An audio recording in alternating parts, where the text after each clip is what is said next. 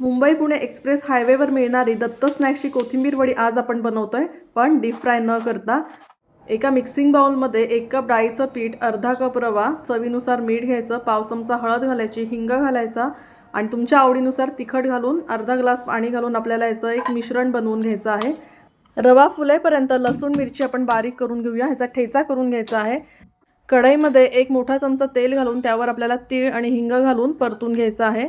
लसूण मिरचीचा केलेला ठेचा थोडासा परतून घेऊन यामध्ये भरपूर अशी बारीक चिरलेली कोथिंबीर घालायची, चवीनुसार मीठ घालायचं आणि हे जे मिश्रण आपण केले ना ते यामध्ये घालून आपल्याला शिजवून घ्यायचं आहे।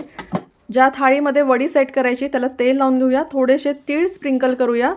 पिठाला मस्त दणदणीत वाफ आली आहे, गॅस बंद करून या थाळीवर आपण हे पीठ जे आहे ते सेट करून घेऊया। वरून तीळ लावायचे, एक 10 मिनिट आपल्याला असंच ठेवायचं आहे। 10 मिनिटांनंतर ह्याच्या आपण वड्या पाडून घेणार आहोत। या वड्या पूर्ण शिजलेल्या आहेत अशा देखील खाऊ शकता, पण बिडाच्या तव्यावर थोडंसं तेल टाकून याला मी शॅलो फ्राय करून घेणार आहे। दत्त स्नॅक्समध्ये याच वड्या डीप फ्राय करून दिल्या जातात। अशा साध्या सोप्या रेसिपीसाठी लगेच फॉलो करा।